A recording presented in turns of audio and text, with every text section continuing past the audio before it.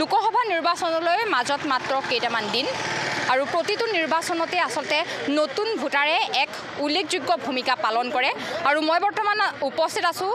যোৰহাটৰ জগন্নাথ বৰুৱা মহাবিদ্যালয়ৰ সন্মুখত আৰু মোৰ লগত আজি উপস্থিত আছে মহাবিদ্যালয়খনৰ একাংশ নতুন ভোটাৰ মই তেওঁলোকৰ লগত আজি কথা পাতিম তেওঁলোকে যোৰহাট লোকসভা সমষ্টিৰ পৰা কেনে এজন সাংসদ বিচাৰে মই তেওঁলোকৰ মনৰ কথা জানিবলৈ চেষ্টা কৰিম যিহেতু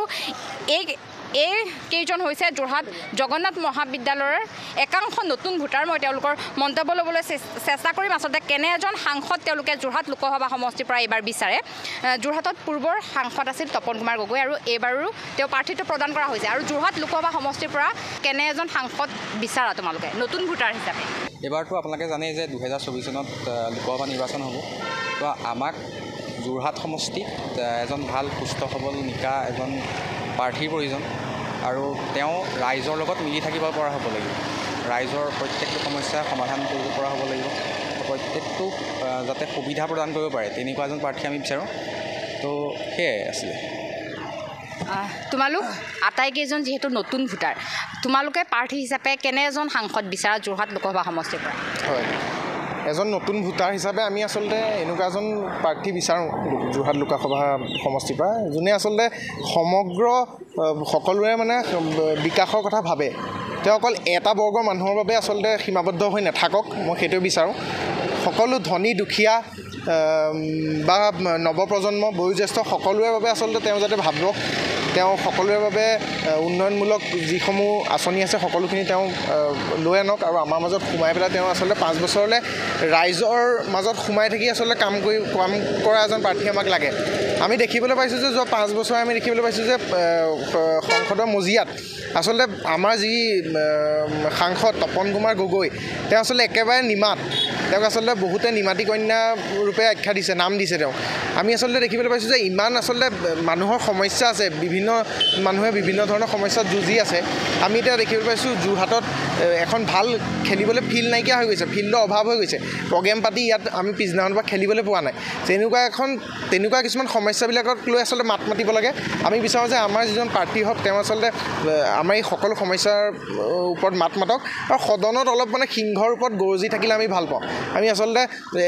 নিমাতী কন্যা হৈ থকাটো আমি নিবিচাৰোঁ আমি যোৰহাটীয়া মানুহে সদায় এনেকুৱা এজন নেতা বিচাৰে যোনে আচলতে সদনৰ মজিয়াত তেওঁ অলপ গৰজি গুমৰি আমাৰ যিখিনি কথা আছে সকলো স্পষ্টভাৱে ৰাখিব পাৰে হয় নতুন ভোটাৰ হিচাপে কি ক'বা এইবাৰ যিহেতু নতুনকৈ ভোট দিবা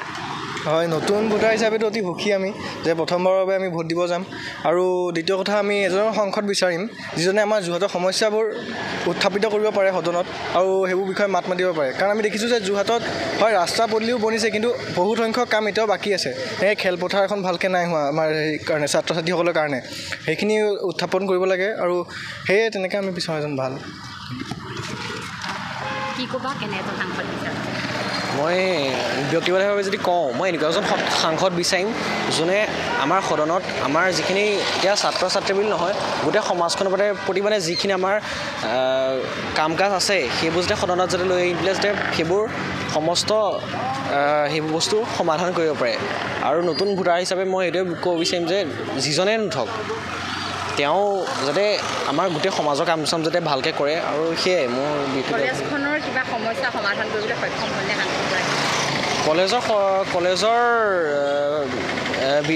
কলেজৰ যদি প্ৰব্লেম কিছুমান কওঁ আপোনাৰ ধৰি লওক আমাৰ JB কলেজত পাৰ্কিঙৰ কিছুমান প্ৰব্লেম আছে গাড়ী মটৰ থ'বলৈবিলাক সেই বস্তুটো মই ক'ব বিচাৰিম আৰু খোৱা পানীৰ এনেকুৱা কিছুমান ব্যৱস্থা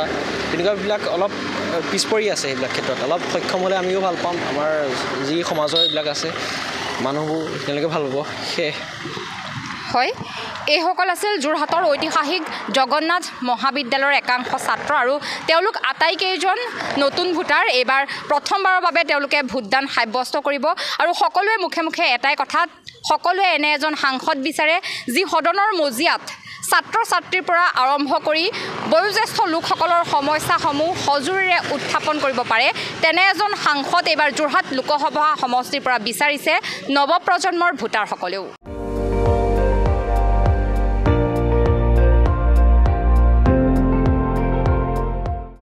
আপুনি চাই আছে ND24 সৰ্বশ্ৰেষ্ঠ নহয় সৰ্বোত্তমৰ দৌৰা